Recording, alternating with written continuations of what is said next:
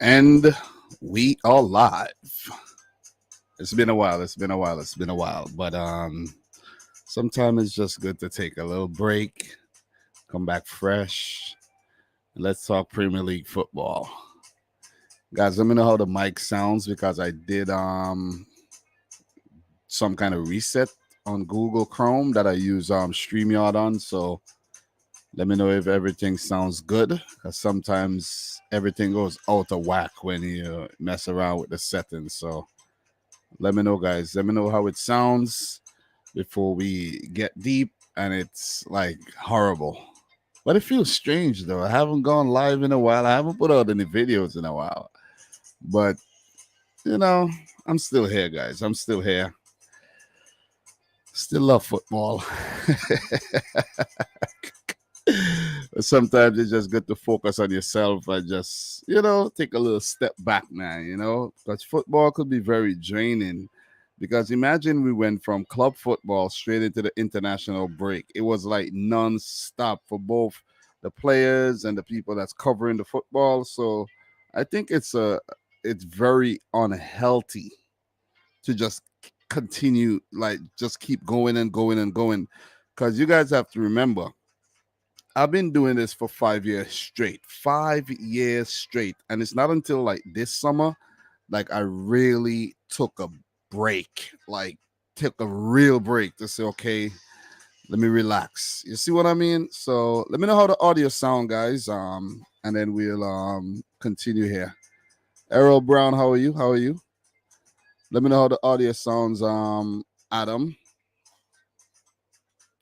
Before we get deeper into things, we got 10 games to talk about in week 9 preview.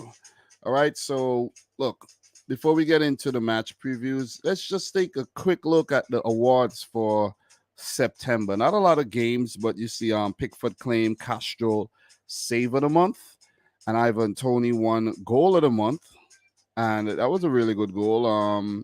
Eric Ten Hag, Manager of the Month of September, for him turning things around at Man United after the opening day and the second match they losses. I think they got 4 wins in a row. And Marcus Rashford, Player of the Month, because of Man United's impressive run during the last, let's say, 4 games. So we're not gonna get deeper into that. I actually thought that I was actually gonna look at the nominees and everything, to be honest. Everything's there, but let's just take a look at the nominees really quick, right? So for Manager of the Month, only 3 nominees. O'Neill, and that's Gary O'Neill. I honestly think it should have been given to O'Neill because what he has done at Bournemouth since that 9-0 drubbing on the second of Scott Parker is nothing short of impressive. So I was thinking, give it to O'Neill. You see what I mean? I think Bournemouth is not even looking for a manager anymore, right? Because he's been doing a great job. I would have given it to O'Neill. I know Ten Hag has been doing well in the league with United, but still, and Conte has done pretty okay with Spurs. But you got to give it to Gary O'Neill for what how he pulled things back at Bournemouth, man. So just scroll down. Let's see if we have the Player of the Month contenders right here. You could see who was up against Marcus Rashford. Look, Billing, Kevin De Bruyne could have easily won that as well. Højbjerg of Spurs, Alexi Iwobi, Jacob Ramsey. These guys got to be proud to actually make the list of nominees. But it was given to Marcus Rashford. I would have actually given it to Kevin De Bruyne, not because he's a Man City player, but he's been impressive, man. His link-up play with Erling Haaland and Foden and Grealish, all these guys, nothing short of brilliant. So I don't know. It's a Man United thing this month, So I would just leave that right there, guys. And we actually gonna get into the matches, man, because want to get things going today. So look, we're gonna start things off with something not too heavy. We're gonna start things off with Fulham, Newcastle, because we got Liverpool, Brighton, you got Arsenal, Tottenham, the big Manchester derby as well. You got the derby between Crystal Palace and Chelsea. So we got some big games to talk about. So we're not going to rush into the big ones. right away. So big shout outs to everybody in the stream right now, man. Appreciate you guys tuning in. The faithfuls. Appreciate you guys coming back for yet another one. I know I lost a bit of steam on the channel. I know, man, because YouTube is a thing that it just wants you to keep feeding it, feeding it, feeding it, feeding it, especially with football, a game that we have matches every week, always needing an update. It's very difficult to stay relevant. So it's like you on a treadmill, man. And I don't know if I could continue keeping up with that treadmill, man. I'm getting old. You see what I'm saying? I started this thing when I was just turned 30. Just turned 30, man. I'm getting closer to 40 now. So let's talk Fulham versus Newcastle to kick things off in this week's match preview. All right. So look, last game, Nottingham Forest 2, Fulham 3, Newcastle 1, Bournemouth 1. The last meeting between the two teams. Let's talk about that. That was a 2-0 win for Newcastle on the road, and the previous game was a 1-1 draw. So for Fulham, the last time they picked up a victory over Newcastle was back in 2017 when both teams were in the championship. So they haven't met each other since 2021. Well, when Fulham were last in the league and got relegated, of course, but now they're back. And since they've been promoted to the Premier League, the last two times they failed to beat Newcastle United with 2 draws and 2 losses. So in terms of the overall record, 28 games, 12 wins for Fulham, 11 wins for Newcastle, and 5 games ended in draws. So it's pretty even. Eddie Howe coming up against Marco Silva for the 6th time, with Marco Silva having 3 wins, 1 draw, and a loss. Eddie Howe with the opposite of that result. But against Fulham, Eddie Howe, 4 matches, 3 wins, and a loss. And against Newcastle, for Marco Silva, a win, a draw, and a loss there. So in terms of any news updates for both teams, guys, for Fulham, 17-year-old Luke Harris signed a pro deal until 2025. He's a central midfielder, and he was called up to the Wales national team during the last international break. So keep an eye out for Luke Harris of Fulham. Maybe he's a youngster that Liverpool might sign up. Liverpool loves signing up these Fulham youngsters. And in terms of Newcastle, Newcastle actually close to finalizing a deal to sign Australian international Garang Kuol from Central Coast Mariners. The forward made his debut for Australia last week as a 73rd minute sub against New Zealand. So he also has a brother that plays for the Stuttgart second team. So look out for Garang Kuol, man. Will be at the World Cup if he's fit with Australia. He has Sudanese background, and he could link up with the likes of Aware Mabil. They look similar, you know what I mean? He looks similar. Player, maybe one of those refugees too. So look out for Garang Kuol signing for Newcastle maybe in January, and maybe they loan him back and bring him back in the summer. And also 19-year-old Elliot Anderson signed a long-term contract with Newcastle United as well. We've seen that youngster a few times this season. So once again, big up to everybody in the stream. It's been a while, man. It feels strange. It feels strange, man. It really feels strange doing this. It's been a while. But let's just talk squads and availability. For Fulham, João Palhinha, he picked up 5 yellow cards so far, so he'll be suspended. That'll be a big miss. Mana Solomon has been out since match day 1. Harry Wilson is not ready, but back in training. And Anthony Robinson is close to return to full fitness. For Newcastle, Carl Darlow, John Shelby, Emil Kraft, and Alexander Isak will all miss out on the game, while Alan St-Maxima, Colin Wilson, Bruno Guimaraes, and Elliot Anderson all recovering from injuries or doubtful for this match. For me, players to watch in this game, I'm actually going to go for the goalkeepers of both teams, Bernd Leno and Nick Pope. new players brought into the squads in the summer. And I think both goalkeepers have definitely been impressive so far at their new clubs. Berliner coming over from Arsenal out of favor when Ramsdale came over. And Nick Pope taking over from Martin Dubravka, who's now a Man United second goalkeeper. So I think it's going to be important that each goalkeeper put up a good performance, as usual, in every game they should. But most importantly, in this one, for Nick Pope, keeping out the likes of Bobby Reed and Mitrovic and co. And for Bernd Leno, I think it could come from all over the place with Newcastle United, with, a lot of their strikers now, struggling with injuries. They would depend on, a few players to get the goals for them. So, look, in terms of my prediction here, look, man, I think Fulham's has started out the league very, very well this season. And when I say well, Fulham a sixth after 7 games. Usually after 7 games, Fulham are struggling in the league. They got 11 points. That's very, very impressive. Very, very impressive. The last time Fulham was actually in the league, right?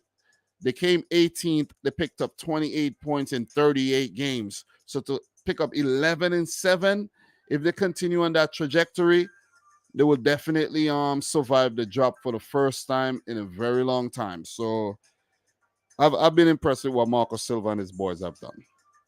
So it's difficult to write them off. They will be at home in this game as well.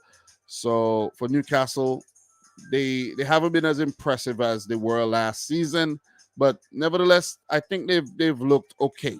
A lot of draws, not the ideal results, but still they're 10th with 8 points, 5 draws, 1 win, and a loss that they picked up against Liverpool, a loss that they feel they shouldn't have picked up. But we're not going to get too deep into that right now. But I think for Newcastle, with the absence of, a few of their main men, some of them, Bruno Guimaraes, St. Maxima, Callum Wilson, all these guys in doubt, might be a bit rusty coming into this game. I don't think they'll lose the game, but I think this one will be a feisty contest. Kudos to Eddie how he's, pulled them back from the brink of relegation last season and have them competing amongst the best. So, look, I'm going to go for a 2-2 draw for this one, high-scoring game, and both teams to walk away with a point each. Yet again, I've been impressed with Fulham, so it's difficult to predict them to lose the game, but Newcastle have been a very, very gritty unit this season, and also very difficult to predict them to get knocked off. So I'm going for a 2-2 draw. Guys, let me know your prediction in the chat. So for Fulham, their next game will be a London derby against West Ham United, followed by another match against Bournemouth. So some good fixtures coming up for Fulham, I think. They do have Aston Villa and Leeds along with Everton. So within the next 5 window, matches there, I think they could pick up quite a few points, and that could actually help to solidify their Premier League status. So in terms of Newcastle United, the new Newcastle United, their next game will be against Brentford, followed by a big one against Manchester United on the 16th. I should be over in England that weekend as well, guys. So I'll try to document the trip. I really don't want to video things too much. I want to enjoy the experience, but I can't go over there and not have a couple clips for you. You know what I'm saying? So, I'm looking forward for the trip as well, guys. So for those of you guys who don't know, I'll be going over there. So that's it for the first game. What are you guys saying in the chat right about now? Big up to Adam the Great, who's saying, I think Fulham wins this one 2-1. Mitrovic on form for club and country. He grabs a goal and an assist. And for Newcastle, Isaac to score from the penalty. Well, I think Isaac might be injured. You know what I'm saying? And Adam says, you haven't said anything about the match facts. Well, what I started doing is I changed things up from last season, where I don't want to talk too much about the match facts because it's going to add a little bit more time.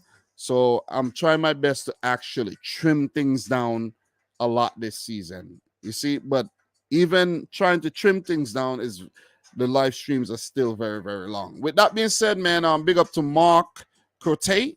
I'm a Liverpool fan. I'm wishing Manchester United victory over City. Okay. Is Maxi back for this game? Who is Maxi? Who are you talking about?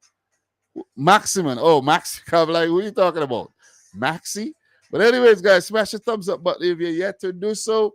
We are going to keep it moving for sure. Let's move on to the next game, and that'll be between Southampton and Everton. Guys, this is after the international break. Things are going to be very difficult to analyze. Teams could be rusty or they could be well drilled. Players, a lot of players could be fatigued, injured. I know I'm giving you injury updates, but it might not be 100% accurate. I think it's about 90% accurate. Because players do get injured just before the games and during warm up and after I do the research and all that good stuff. So let's move on, man. Game number 2. Let's get a move on. And that's Southampton versus Everton. Southampton 14th, Everton 13th. Both teams 7 points apiece.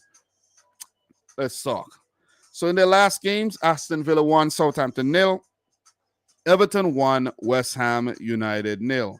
In terms of the last meeting between the two clubs, Southampton won last season 2-0, and Everton won the home leg 3-1. So both teams won their home legs. Southampton have been picking up wins over Everton, quite often across the last 10 games. With 4 in all competitions, there's been 2 draws and there's been 4 losses. So pretty even between the two teams, as you guys can see there.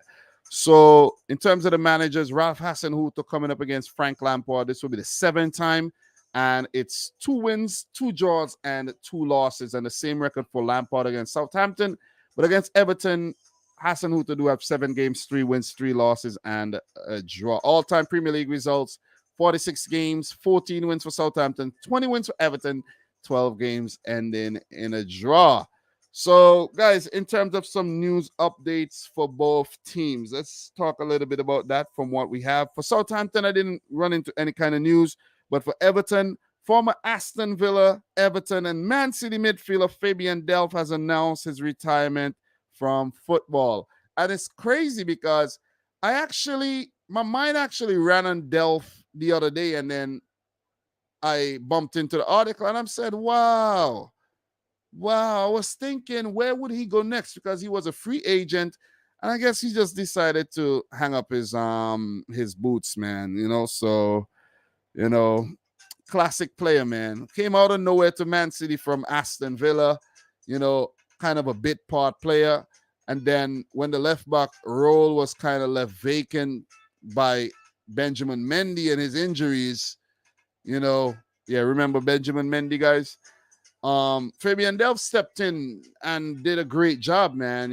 He's a midfielder, but he stepped in at left back and scored some good goals. And Pep tucking his fullbacks into midfield, so it was perfect for him, man. And then he went to Everton and didn't really did anything.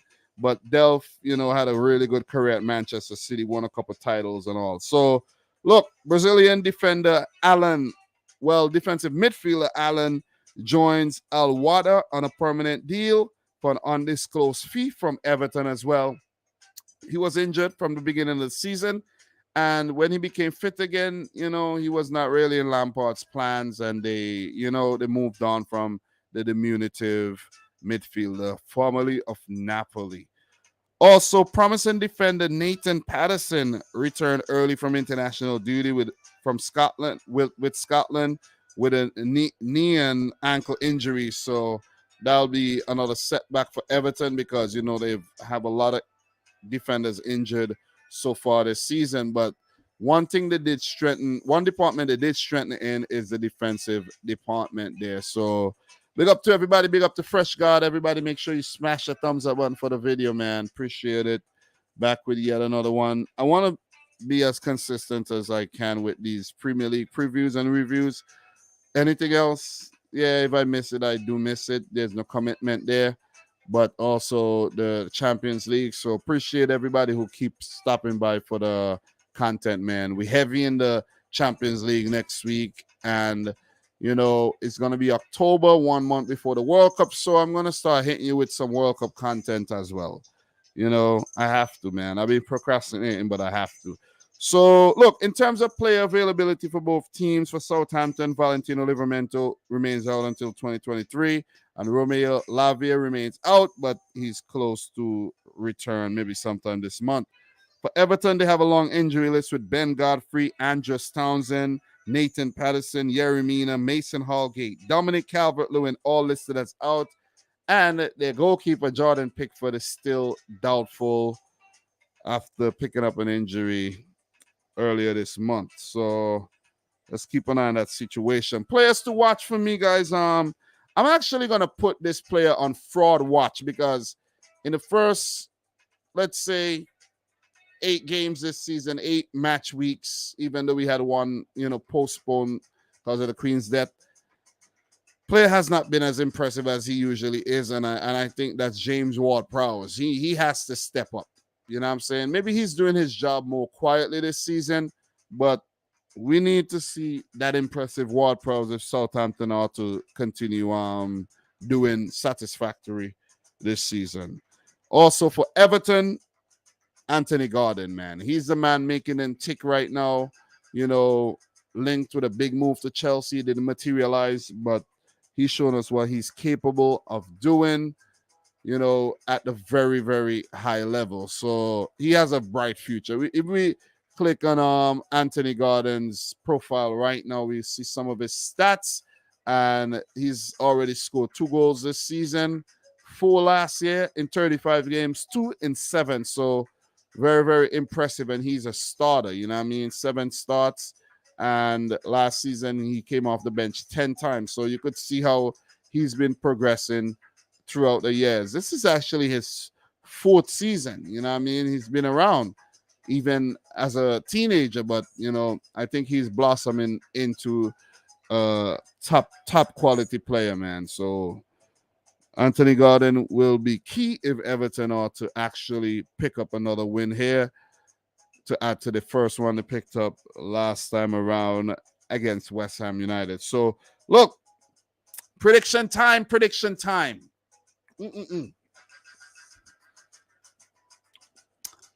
Southampton versus Everton. I think Southampton have done reasonably okay as a transitioning team with all the new players they brought into the squad, and just Hudson who to try new things with somewhat of a refresh. So you do have to actually give them a lot of credit. I think Southampton was one of the teams I picked to get relegated because of how much they've been flirting with relegation the last 5 seasons. I think it's only one of those seasons they really didn't, but across many seasons they've been really playing with relegation, man. So I've been impressed with how they started. As for Everton, I think they've been very good this season despite not winning many games, and were unlucky not to win more games. So for them picking up the win in the last game is just testament to the hard work they've done. And as I keep saying, one thing I've been impressed with is their defensive side of their game, where one thing Lampard did that was very impressive is bringing in Tarkowski and Connor Cody. Those transfers could be the reason why Everton stay up and not have to fight for relegation like they did last season. Also, guys like Demari Gray, Alex Iwobi, Anthony Gordon has stepped up, and new signing Neil Maupay could prove to be a great signing if he could add to the goal he scored against West Ham and an impressive showing against Liverpool. So there's been some consistency there for Everton. So you got to give him a lot of credit there. One thing that could be a problem is the goalkeeping department. I think Begovic did very well in the game against West Ham. We could see him again. So I think, they'll be okay.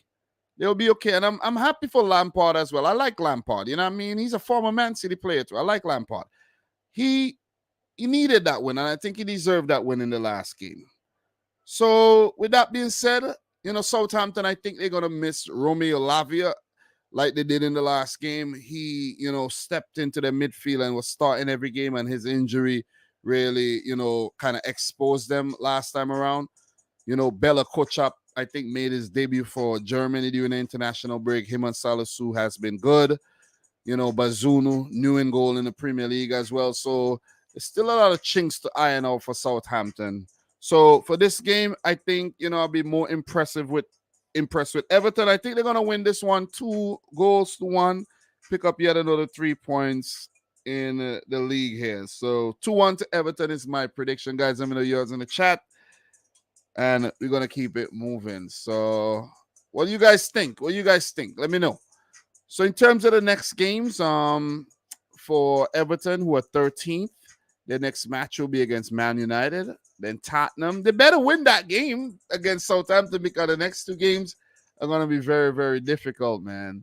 For Southampton, who are 14th in the league, their next game will be against Manchester City, followed by a match against West Ham.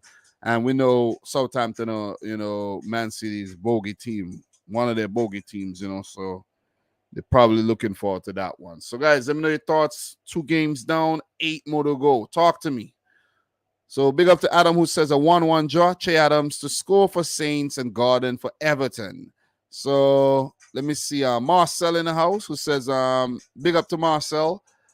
I didn't miss the comment. It just, I just, didn't, let me see what you said. Okay. Big up, Dom. Good to see. Yeah, I didn't miss it. I saw your name, but I was like, caught up. So good to see you back with a stream. Crazy hurricane in Florida. Have no power since Wednesday. A lot of people house and cars are flooded. Yeah, I saw it, man. I saw it, but ain't nothing new, man. Ain't nothing new. You know what I was telling one of my daughter's moms? I was like, listen, it would be suck for people who actually moved to Florida, that part of Florida last month, like bought a new house and like moved to Florida last month, and like this happened. So it's crazy. So big up to Very Lane, Pichu, Mark Levinson, BX Gunner, Fresh God, Adam the Great. Who else we got in here, man? Big up to everybody in here. Marcel, Moritz, everybody who passed you to the Lengon Suite. Elias Abs. I didn't even shout you guys out, man. Big up to y'all. Big up to y'all. Nice to see you guys in here once again. So, guys, you're going to keep it moving, man. Let's move on to the next game. And the next game we're going to talk about is the one between Bournemouth and Brentford. I'm going to leave some of the heavy hitters for the, when things really warm up. You see what I mean? Let's warm things up. Let's get the engine on warmed up and, go in here. So, let's talk the 2Bs, Bournemouth versus Brentford, newly promoted teams as well.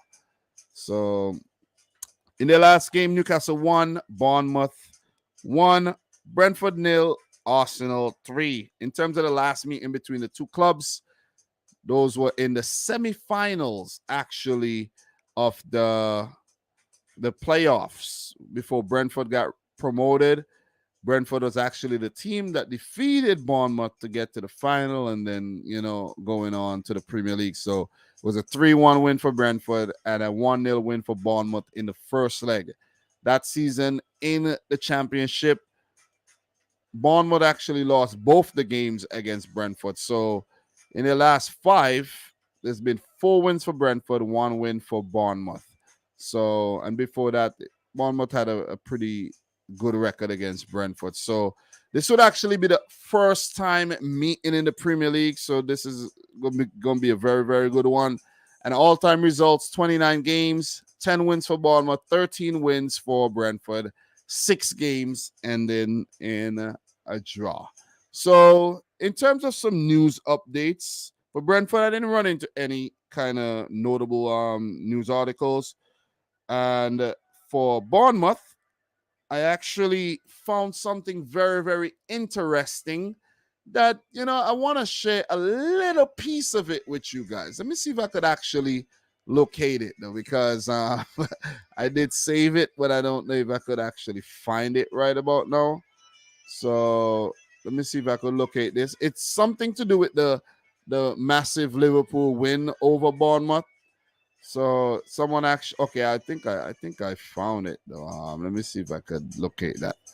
Yeah, someone actually put together a list. Okay, I found it. So I definitely found it for you guys. Let me share this with you, and we take a look at this right here. All right. So if you guys could see here, let's zoom that in a little bit. This is actually zoomed in a lot now. All right. These are the biggest wins in each English top flight season, going back to 18, 88, 89, all the way to 2022, 23, right? So you could see like West Brom 12-0 over Darwin. You could see a 10-0 Newton Heath over Wolverhampton Wanderers, 10-0 Preston North and over Stoke. It's another double figure in 1908. Nottingham Forest over Leicester. So I found that was pretty, interesting there. See a 10-0 Aston Villa over the Wednesday. And let me see. No, let me see where the other one is. There's more. There's actually more. I found this on Reddit actually, but let me see if I could find let me see. All right. I only clicked one picture, but there's more pictures. There's actually a few more pictures, but I don't know why. All right. Let me find the next picture. But let me see. Let me actually share this with you guys. So if you wanna, do picture in picture and actually check that out another time, I'm gonna actually put it in the chat so you guys could actually check that out. Okay, so bam. All right. So I put it in the chat there. So if you guys want to check that out in the future, check it out right there. Okay, so we're gonna keep it moving. But I find that was very, very interesting. There was actually, let me see, top flight 12-0, 10-0. Let me see if I could find a bigger result, some big results. It was let me see, 10-0. There's a couple 10-0s in there. I think the biggest one is a 12-0. The 12, the big 12. Let me see. Yeah, there haven't been any double figures for a while. Hasn't been any double figures in the Premier League era. And the last time there was a double figure was back in 63-64 when Fulham beat Ipswich Town 10-0. And let me see, the double figures before that was 1937-38, 10-1. It's probably another 10 something, maybe 10-3 or something. Maybe there's more during the season, but those are just the biggest ones. So overall, the biggest win in top flight history in English football, 12-0. West Brom 12, Darwin 0, and Nottingham Forest 12, Leicester Foss 0. All right, so I did give you guys a little bit of history there. So that was the most interesting thing about Bournemouth that I actually ran into that's worth sharing. So in terms of player availability here, guys, for Bournemouth, Joe Rothwell, Ben Pearson, Davy Brooks, Luke Kelly, and Ryan Fredericks all remain out. While for Brentford, Ethan Pinner, Christian Norgard, Keane Lewis Potter, all out or doubtful for this match. Players to watch for me, guys. For Bournemouth, Dominic Solanke. I don't think he's actually stepped up again. So he's on fraud watch. He hasn't done too badly, but he's been injured as well. But I think Solanke has to step his game up if Bournemouth are to stay in the league. Also for Brentford, Ivan Toney got his first call-up for England. I don't think he played any minutes, but still it's a good, he's making strides. Who knows, maybe he'll end up playing for Jamaica one day if he doesn't get any game time, but we'll see. But Ivan Toney remains a key part of Brentford's attack, and he's the reason why they've just keep, being impressive game after game. So also for Bournemouth, you're going to keep an eye on their manager, Gary O'Neill. I think he's done a great, great job as the interim. So for prediction for this one, guys, look, Bournemouth's been impressive after the 9-0 drubbing. It's hard to predict them to lose games, but I think Brentford has a stronghold over Bournemouth. And even with Bournemouth being very resilient and gritty and, they don't really lie down and let you beat them too easily, even though they are home, I think Brentford are going to walk away with a 2-1 win here. Ivan Toney, man, is just the difference for, I think he's going to give the Bournemouth defenders a lot of problems in this game. So Tony Mbuemo, the midfield, whoever plays in the midfield, whether it's Da Silva or Jensen, I think Norgard is injured, as I mentioned. Janelt. This Brentford team, I can't believe I predicted them to go down, and they've been impressive once again this season. So I'm going for them to win this one, 2-1. Guys, let me know your thoughts, on Thomas Frank coming up against Gary O'Neill here. Give it up to Thomas Frank, though. He's definitely put up with a lot of pressure from last season, and he's holding firm with Brentford. I actually run into a YouTube short. I was just going through some shorts, and I ran into how the Brentford owner end up owning the club as well. It was a weird situation, and he had owned Midtjylland as well, and he's definitely brought both clubs up to heights unseen, in previous owners. So look, let me know your thoughts. My prediction: 2-1 for Brentford. So in terms of the next games for both clubs, Brentford are 9th right now.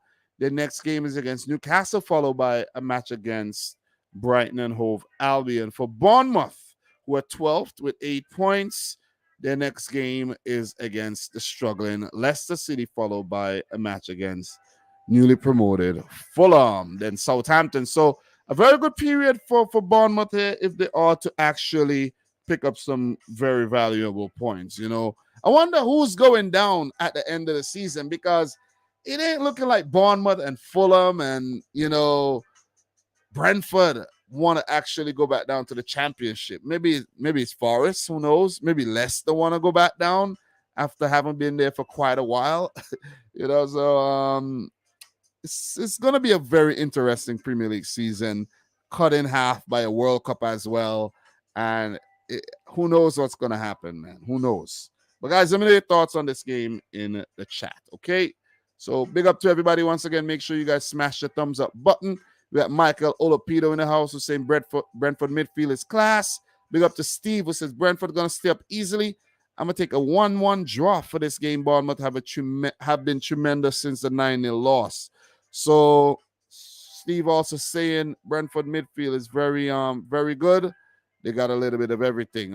Michael Olapido, I would take any of them at Liverpool, but that's not going to happen. You know that, man. So Strasbourg, Steve again. Dom, I told you Bournemouth a decent enough team to stay up. Yeah, they are. So Adam is saying Cherries to lose 2-3. Moore and Solanke to score. Hat-trick for Ivan Toney, 2 from the penalty spot. Steve is saying he liked the background music. Oh, it's not too loud today. It's not too loud.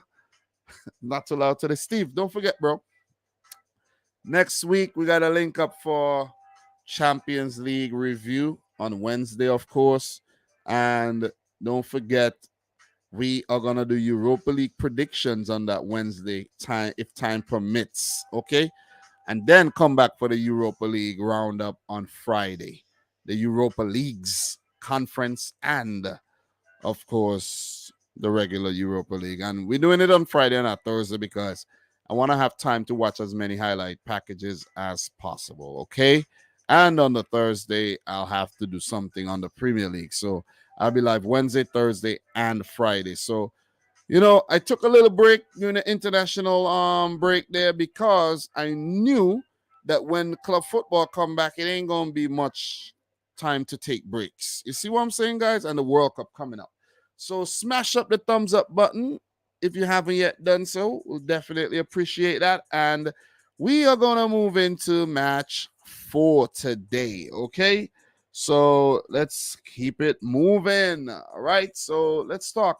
So West Ham versus Wolverhampton Wanderers. Let's do this. I actually updated my old map book, and now it's doing all kind of nonsense, man, that I don't want it to do. Screen going into sleep mode. You know what I'm saying? It's mad slow. Come on, man. That's why I don't like to update things.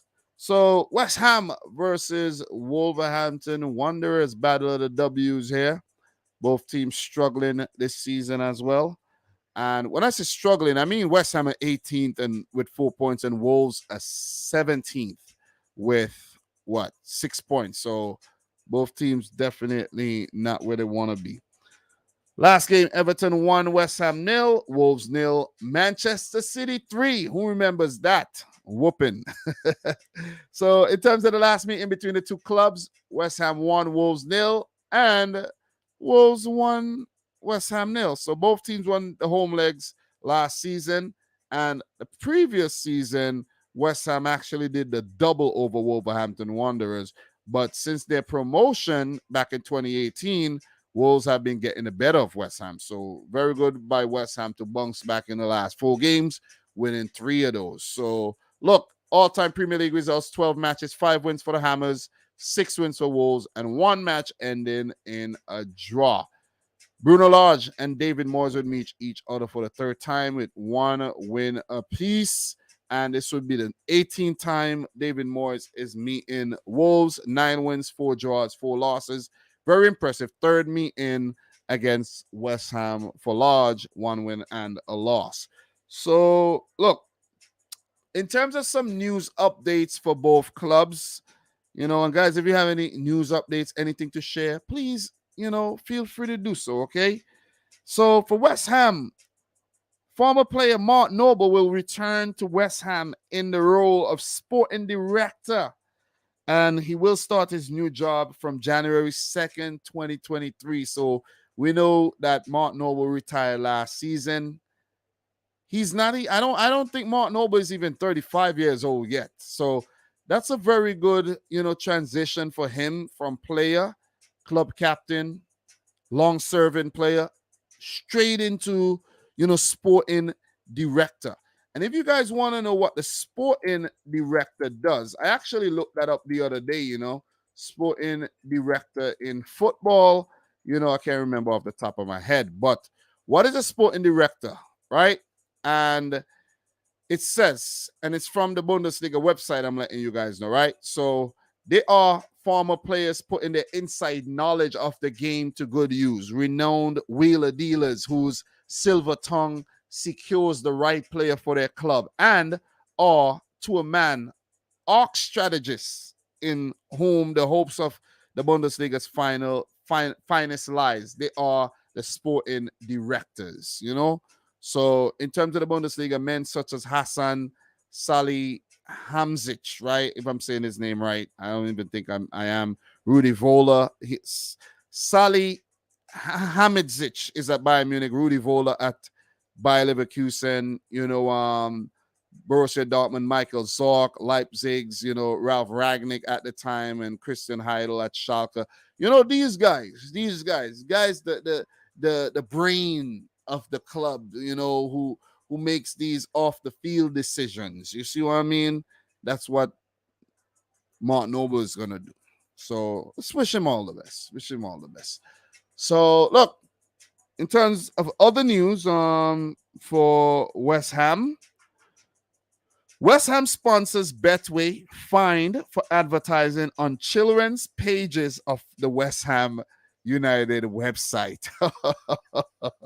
I don't think they did that knowingly, though. You know what I'm saying? When you go to a website and the sponsors are like at the bottom, or there's advertisement on the page, they weren't aware what they were doing. You know what I'm saying? So they got fined for that. So, they learned their lesson. For Wolves, I didn't run into any kind of news article worthy of sharing. In terms of player availability, for West Ham, Nayef Aguerd still out injured, new signing, and Ben Johnson, recovering from an injury is doubtful. For Wolves, Chiquinho remains sidelined. Nathan Collins, Raul Jimenez, new boy Sasha Kaladzic, all out, and Diego Costa, their new signing, remains doubtful. Players to watch. West Ham United, Jared Bowen has not started the season very, very well. I think he has a few goals in the Conference League, but overall, he's been a shadow of the player that we know he could be. Let's just put it that way. And maybe it's fair to say that Jared Bowen is on fraud watch, right? Maybe it's fair to say. Or maybe it's harsh. but it's fair. Harsh but fair. For Wolves, a player I think needs to step their game up big time, and it's about time, is Pedro Neto. Because where they lack the goals and the availability up top, Pedro Neto could step in and say, hey, man, put his hands up and say, yeah, I could do this. You know what I'm saying? You see guys like Anthony Gordon doing it for Everton. You know what I'm saying? Look at Phil Foden for Manchester City and so on and so forth. Player of that ilk. It's about time Neto step up. And I think, you know, he could have actually done well with a change of scenery. He was linked with a move to Arsenal. I think if he had got that move, he would have done well for the player and his progress and development. So let's keep an eye on Pedro Neto. Guys, prediction for this one: West Ham has not been that good in the league. David Moyes is under a little bit of pressure, a lot of pressure, I should say. And he is also on fraud watch. I don't think he is, you know, under severe threat of getting a sack. But if the poor results keep coming in, best believe he will get sacked. And the same goes for Bruno Lage. All right? More is expected of these managers, and better results are definitely needed. And I think teams are going to cancel each other out in this game, you know. Neither here nor there. 1-1 draw, in my opinion. West Ham, you know, they're very potent front line, ain't really clicking. And Wolves, nobody really scoring the goals. You know, there might be an odd goal here and there, but I think they've scored like 3 goals this season. They've been very poor in front of goal. And for West Ham, they have not really been themselves as well. You see what I'm saying? They themselves only have scored 3 goals too. So it's like it's weird. It is weird. It is definitely a weird season for West Ham. For Wolves, something that we've, you know, come to you know, be a characteristic of Wolves. They don't really score a lot of goals, but you would think they rectify that with transfer windows, but they just keep, you know, the luck has not gone their way with the injuries, you know, to Jimenez and Sasha Kaladzic. So a 1-1 draw for me, guys. Let me know your prediction in the chat. All right. If you haven't yet liked the video, feel free to do so. 17th Wolves. Their next game will be against Chelsea, followed by one against Nottingham Forest. For West Ham, who are in the relegation zone in 18th, 4 points, they have a game coming up in the Europa Conference League against Anderlecht, followed by a London derby against Fulham. Big up to everybody in the stream, man. Guys, let me know your thoughts. Michael Olapida, 2-1 win for West Ham. Lego Dude, I think this will be a 1-0 win for Wolves. A goal from Neves being that wins them the 3 points. So Adam is saying 1-0 to Wolves. Diego Costa to score. Ariola man of the match. He'll make a ton of saves. Guys, if there's anybody watching from the More Dominic Rich FC channel, big up to you as well. Guys, don't forget to check that channel out and subscribe if you're not. All right. So let us keep it moving, man. Let us definitely move on. And let's talk about the game between Leicester City and Nottingham Forest. We've been live for almost 50 minutes. We're doing well. We're doing very, very well. Don't want to be super, super, super long tonight at all. If you guys know what I'm saying. And my boy Liam just woke up too. So come, Diddy. Come to Diddy, come. You're gonna go back to sleep, right? All right. So yeah, let's talk Leicester versus Nottingham Forest. So in the last game, Tottenham 6, Leicester 2. Yeah, guys, that actually happened, right?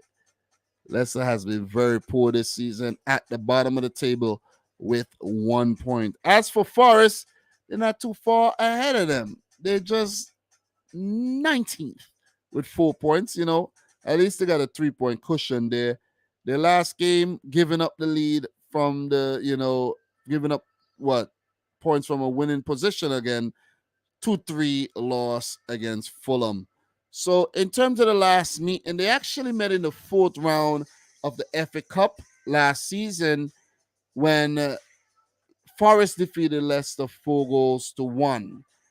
The last time they met in the league situation was back in 2014 in the championship 2-2 draw, and Forest won the other match that season. So, in terms of the last 10, Leicester only got 2 wins against Forest. So, they don't play that well against Nottingham Forest, it seems. Okay? So, in terms of the Premier League results, 6 wins, 6 matches, pardon me. 1 win for Leicester, 2 draws, and 3 wins for Forest back in the 90s, of course, right? When they were last in the Premier League. So, in terms of the two managers, Steve Cooper coming up against Brendan Rodgers. This would be the second meeting. First meeting was the FA Cup tie, of course, and this will be the second time Steve Cooper's played managing against Leicester as well. But against Forest, Brendan Rodgers do have 7 matches, 3 wins, 2 draws, and 2 losses. So look, in terms of some news updates for both teams, for Leicester owners actually fly in for this match that could decide Brendan Rodgers' future. I don't know if the owners are locally based, the Thai owners, or if they actually based in Thailand and have some executives in England. I don't know how it's set up, but I ran into an article that says the big boys are coming in to watch this game, and maybe this could be the last match that Brendan Rodgers managed for Leicester City. Right? It's crunch time. It is crunch time. So for Nottingham Forest, they have signed another player. They've signed Bosnian goalkeeper Adnan Kunaric. And that's all we're gonna get into. And I can't keep track of how many players they signed this season. It has to be about 27 or so. You know what I mean? Maybe not, maybe about 20, 25, 26.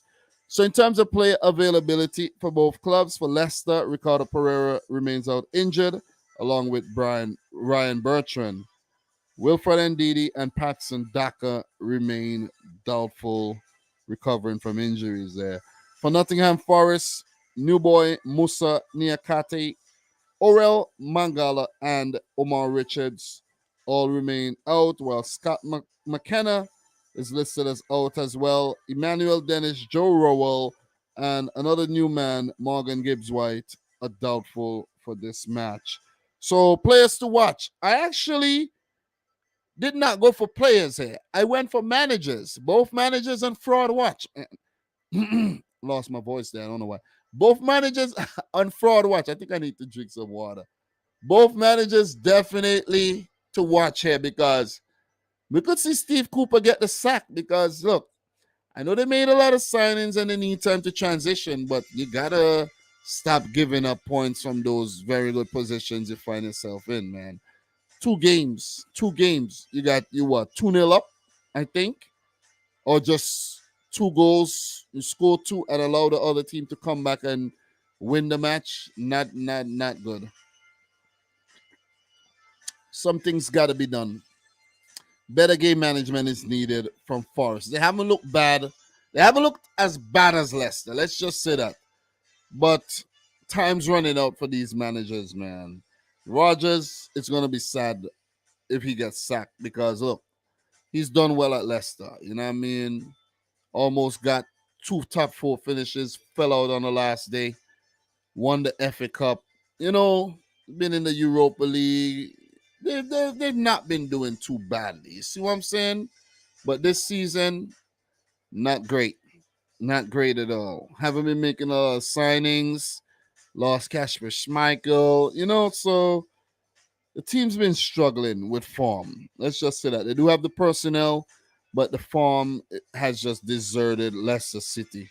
My prediction for this game, however, though, Leicester at home, coming off of the international break, I think the players have regrouped. Pretty sure Brendan Rodgers, has been working hard on the team. They know the severity of the situation that they're in. And I do think they're going to bounce back here to pick up their first win of the season, 3-1. Jamie Vardy has to step up. Senior players like Madison got to step up Tillemans. Everybody got to put their hand up and put up a big performance here.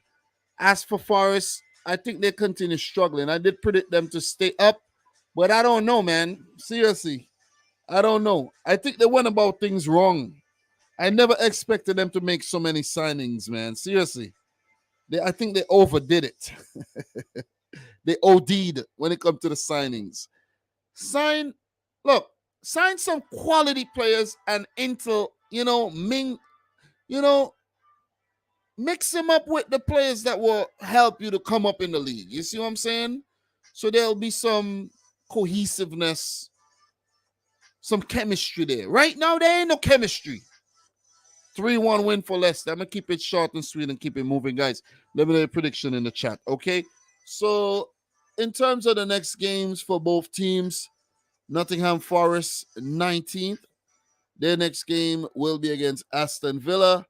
And for Leicester City, last in the league right now, their next game would be against Bournemouth. So for Leicester, right, they got Forest, Bournemouth, Crystal Palace, Leeds, Wolves. These 5 games, if you can't at least pick up 8 points, Rodgers definitely deserve to get sacked, and they definitely deserve to go down if you can't pick up 8 points from those 15 available. And I'm just saying 8 to what? 2 wins, 2 draws. Might lose 1. If you can't do that, might as well go down, man. You know what I mean? It will be the end of a very great Leicester City era. Let me know your thoughts in the chat, guys. Talk to me. So let's go do this thing. I think that will be a 1-1 draw. Goal from Awani and Madison. Big up to Ryan. How are you doing, Ryan? Nice to see you in here, bro. I know you've been working hard. You actually took over from me, bro. You took over, you know what I mean? I used to be the one grinding a lot. No, you're grinding. You know what I mean? I'm taking it easy. Look at me. I'm on daddy duties. You know what I'm saying? How many people you see on daddy duties doing live streams? Not many, man. It's just me. It's just me, man. Things ain't as they used to be before. So Marcel is saying it would be harsh to sack Cooper after all that he did. Without him, Forest would be nowhere near the Premier League. I know, but that's just the game. Leicester have almost no money, which is the whole reason that Rodgers hasn't been sacked yet. If he does get sacked, there's no way they'll have the money to get Tuchel. So when you say money, it's the severance pay that they would have to dish out to Brendan Rodgers and his coaching staff. So maybe that's why he hasn't got sacked as yet. If Leicester want to stay up, they need to sack Rodgers and give the job to Big Sam. Leicester should get Tuchel if they get the money. Yeah, I don't know about that, though. I don't know about that. Adam is saying Leicester will get relegated if they lose a few more matches, especially if they lose to teams who are near near them in the table, man. So big up to Paloma in the house. Nice to see you. Big up to everybody, man. Make sure y'all drop your predictions in the chat, man. Appreciate that. So, look, we're going to keep it moving, guys. We got a lot more games to talk about, and we are not going to linger. So, the way I did things was a little different. I left the bigger games at the back. But we have another, mid-tier game to talk about. Let's talk about Leeds United versus Aston Villa. This one shouldn't take too long.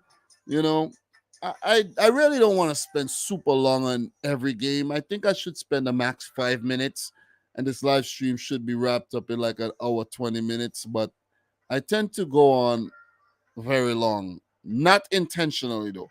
I just like to give you guys the information, you know what I mean? So Leeds versus Aston Villa. All right. So this will be a very, very tricky game here. So let's talk. In the last game, Brentford 5, Leeds 2. It seems like ages ago, man. You know what I mean? That these games were played. September, it was a weird September, man. I think, with the postponement of one match week, and we only had a couple matches. Aston Villa won, Southampton 0. So Leeds needed to bounce back. Aston Villa need to continue being consistent. Leeds 11th, Villa 15th. In terms of the last meeting between the two teams, last game, was a home game for Leeds. They lost it 3-0. Villa with the win, and it was a 3-3 draw at Villa Park. Previous season, 1-0 win for Villa, 3-0 win for Leeds. So it's been a mixed bag of results where Leeds have only lost 3 times across the last 10, dating back to 2016 against Villa in both the Championship and the Premier League. All-time Premier League results, 28 games, 8 wins for Leeds, 10 for Villa, and 10 games have ended in draws.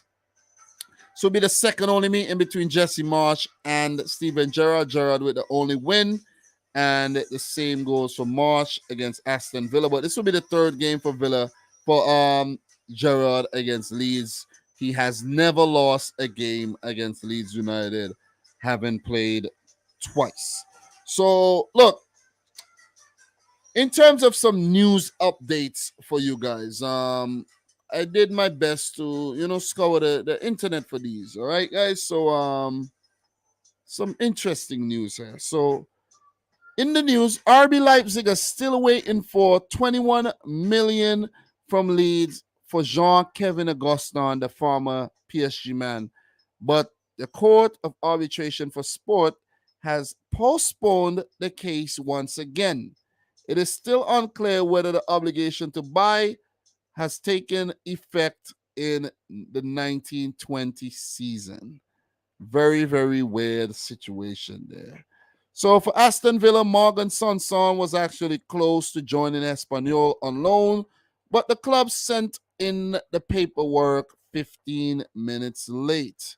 Also, Boubacar Kamara picked up an injury in his right knee and is expected to be out for about 2 months, which means he would miss the World Cup for France if he was even in contention to make the squad. All right, so very, very sad, man. Very sad. So, look, in terms of player availability for Leeds, Stuart Dallas remains out until 2023. And it's weird that he was a player that was the epitome of fitness, man. He was available for every game until that injury last season, the back of the last season, and he'll miss almost the whole season. So, also, there's Rodrigo Moreno out or doubtful for this one as well. I think he had dislocated his shoulder, so he will be back soon. For Aston Villa, Boubacar Kamara, Luca Dean, both Frenchmen, and Diego Carlos listed as out, while Matty Cash, the Polish international right back, Englishman, but Polish international, is a doubt for this game. For me, players to watch here for Leeds is the highly impressive Colombian Luis Sinistera. So he's actually stepped up, and he's been scoring a couple goals for Leeds. For Aston Villa, player on fraud watch, Philip Coutinho. Last season they brought him in and he was quite impressive, but I think he has gotten too comfortable again. You know what I mean? He's gotten very comfortable, and Aston Villa needs him to step up and show some of his quality because he has been very absent this season so far. So, fraud watch for Philip Coutinho. And I realize when I've been putting players on fraud watch, they actually perform in the next game. So, let's see if he'll do the same. So, my prediction for this game is pretty difficult to predict because both teams are neither here nor there. Leeds impressive at the start, kind of falling away a little. Villa, pulling things back to back, good results. The draw against City, and of course the win against Southampton. So could they continue picking up points? I think they will. I think this one would end in a 2-2 draw, high-scoring affair. We know Villa is always suspect in defense, but they've been pretty good in the last 2 games. And for Leeds, they're going to take the game to you, man. It's going to be non-stop action in this one. Jesse Marsch is a very positive manager. Leeds getting a lot of their players fit again, so that could only bode well for them. Brendan Aronson, American, he's been very, very impressive. Tyler Adams as well. So let's see how these players, continue doing in the Premier League, man. But look, guys, goals win matches. Forwards has to step up. Aston Villa, the likes of Leon Bailey, the likes of Ollie Watkins, Danny Ings. He's been kind of cold this season so far. These guys, Jacob Ramsey has definitely done well. These guys got to step up, man. And for Leeds, it's the same. Patrick Bamford has kind of, fallen out of favor a bit. Let's see if he'll feature. Let's see what he'll do recovering from injury if he gets the opportunity. With no Rafinha in the team, he's gone to Barcelona. Sinistera has definitely stepped up and has been impressive. And the injured Rodrigo, who started off with 4 goals this season, was out. So if he's available, he would need to actually hit the ground running again. 2-2 draw, in my opinion. Both teams walk away with 1 point. Guys, let me know your prediction in the chat. Would definitely appreciate that. So, look, don't forget to like the video as well, guys. Leeds 11th with 8 points. In terms of their next game, they will come up against Crystal Palace, followed by a meeting against Arsenal, then Leicester, so on and so forth. So for Aston Villa, right now they are 15th with 7 points. Not bad. 2 wins, a draw, and 4 losses.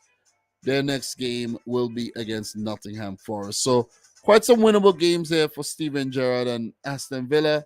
But games not being played on paper, they got to go out there and get those results.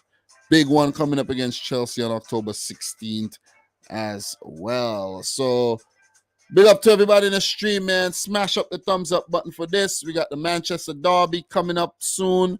We got the North London Derby as well. I think that'll be the first match played tomorrow morning.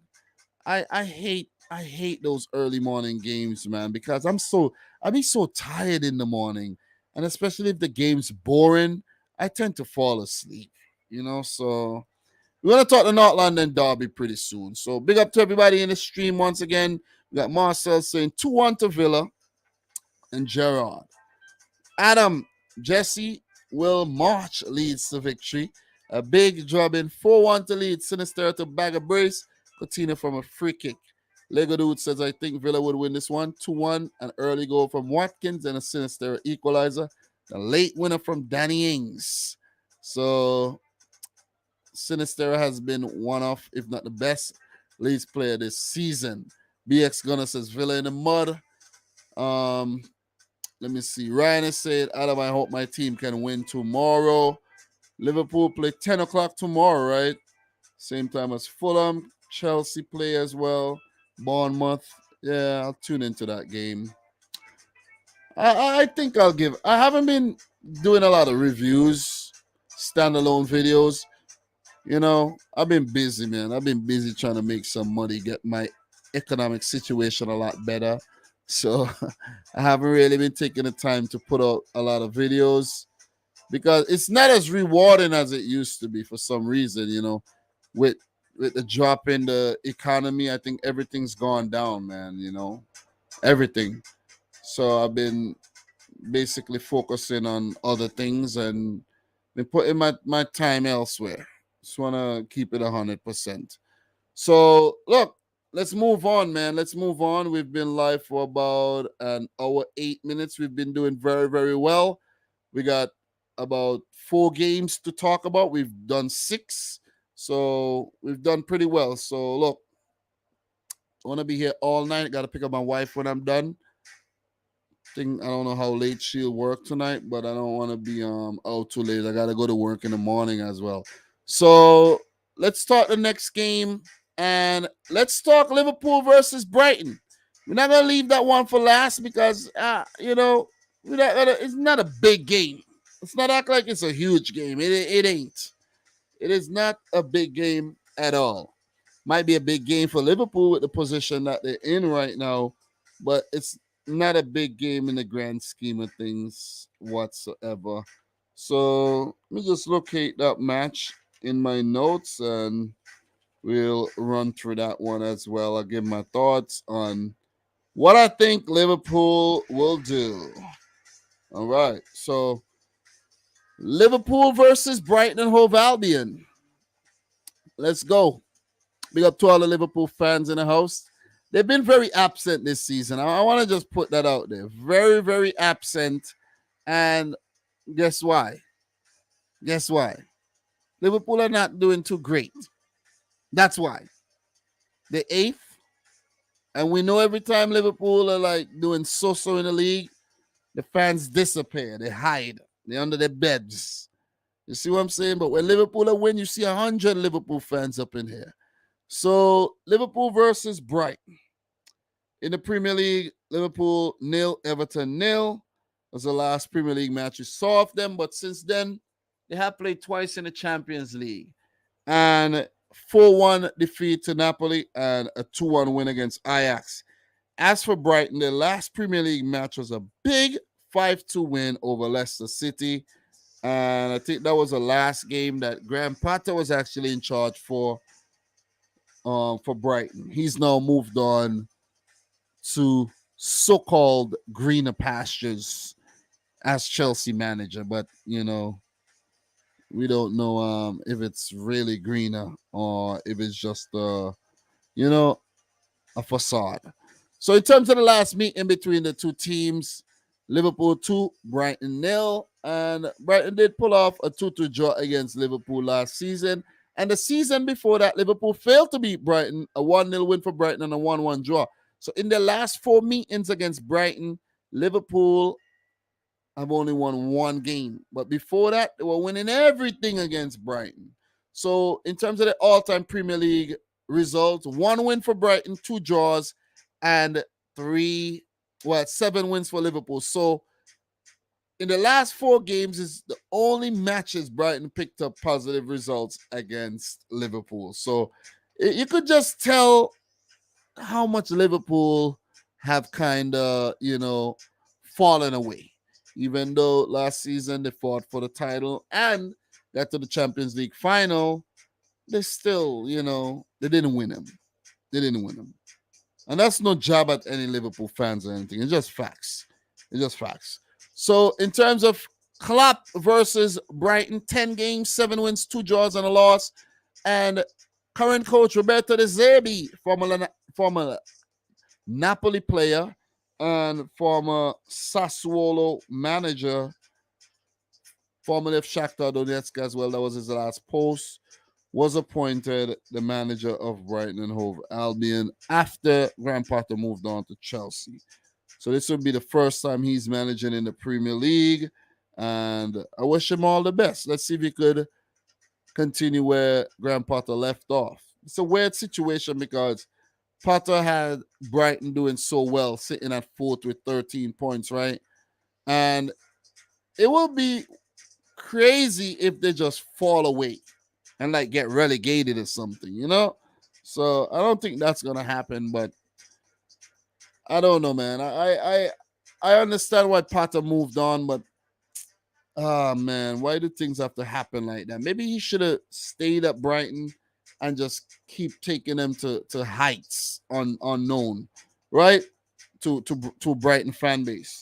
So look, in terms of some news updates for both clubs, right? I didn't have this one written down, but Alex Oxlade-Chamberlain's house was actually burglarized a few days ago. And, I didn't really look too deep in the article, but that's something fresh that was in the news. So, how it goes out to Alex Oxlade-Chamberlain, because I own my house and I would not like to experience a burglary.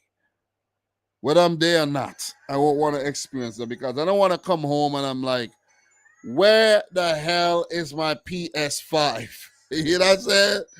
Like, where is my PS5? I'm about to lose my shit here. Where's my PS5? Anyways, in other news, more than 1,700 Liverpool fans are set to sue UEFA after the last UCL final debacle where there were quite a few injuries and psychological trauma sustained over in France. I don't know, there might be some emotional damage as well after losing the final. So let's see how that one goes, whether the lawsuits are successful or not. For Brighton and Hove Albion, they appoint Italian Roberto De Zerbi as manager, and he takes over from Graham Potter, who moved on to Chelsea. So in 120 matches for Sassuolo, he managed 1.38 points per game. And in the last, well, I did write down some stats here, but I don't even know what they actually mean. Seriously. I don't know why I wrote down some stats here, but I'm gonna just not mention it. But let's just leave it at the points per game part. I did write down something there, but I don't know why I wrote that down. But he did well. Okay, yeah. Now I remember. The last 3 seasons as a Sassuolo manager, he came 11th, 8th, and 8th. Now I see why I wrote 11, 8, 8. And then he moved on to Shakhtar. So he did well at Sassuolo. So he didn't get the job by fluke. He's a good manager. He's proven himself. And let's see how he does in his first game. Let's see how he does in his first season as manager of Brighton and Hove Albion. So, look, in terms of player availability for both clubs, for Liverpool, Oxlade-Chamberlain is out, Naby Keita, Ibrahima Konate, Curtis Jones, Calvin Ramsey, all out, while Andy Robertson remained doubtful. Kevin Kelleher remains out as well. For Brighton, Jakob Moda and Jeremy Sarmiento out, while Adam Lallana is close to a return. Could he feature against his old team? Left to be seen. And Zambian international Ina Mwepu is also doubtful. Players to watch, man. Look, I'm actually going to put this player on fraud watch. And he goes by the name of Mohamed Salah. I know it sounds rather preposterous, right? If you click Salah's profile this season, he has 2 goals in 6 games, right? Does he have any stats for assists here? 1 in the Champions League, 1 in the Community Shield, right? 4 goals in 9 matches this season. These are not Salah-like numbers, you know what I mean? 6 games in the league, 2 goals is not Salah numbers. I think you got a couple assists here and there. These are most Salah numbers right there. 35 games, 23 goals. 37 games, 22 goals. 34 games, 19 goals. 38 games, 22 goals. 36 games, 32 goals. These are most Salah numbers, not this. See what I'm saying? Salah, you on fraud watch. You got to step your game up if Liverpool are to compete for the title this season. That's all I'm going to say. But for Brighton and Hove Albion, a player that has been very, very impressive is Leandro Trossard. And if Brighton are to, sell him, they'll make bank. Definitely will make bank. So let's keep an eye on both those players here. So with that being said, my prediction for this game, look, Brighton are going to have new manager luck going for them, where when a manager moves on and gets sacked, when the new manager comes in, they do well. But this is a different situation, right? Where the team has been doing well. It's not like the team was struggling, the manager gets sacked, a new manager come in and the form turns around. They have been doing well. So basically, Roberto De Zerbi just has to continue where Graham Potter left off. It's going to be hard. He's going to come in with his own ideas, but I think he has to keep the team in the same formation, and keep the mentality the same and just slowly transition into his style. But you just can't come in and switch things up and expect the players to respond right away, unless the players do adapt and respond right away, right? But we know Brighton are going to go out there and they're going to give Liverpool a run for their money. But this game is at Anfield. Crowd is going to be behind Liverpool. Guys, I'm going to be at Anfield. Fingers crossed, everything goes smoothly in about 2 weeks. Liverpool versus Manchester City, baby. Oh, my God. Woo! My first Premier League game. I'm looking forward to that one. But look, in this game, I think, Liverpool's going to win this one. I don't think I've predicted any bad results for Liverpool this season, but there's just been a lot of bad results for Liverpool this season. So, look, 1-0 win for Liverpool. I think they'll barely win it. Brighton will give them a run for their money, but Liverpool would find some way to score. Alisson would be key. Van Dijk got to step up. The thing is, you don't know what to expect after the international break, man.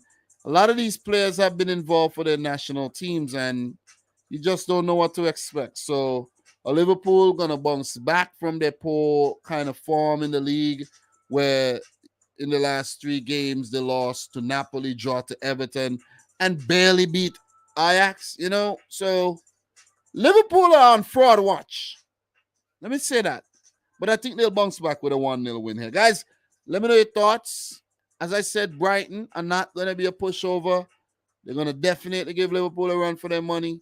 But I don't think De Zerbi is going to win his first match.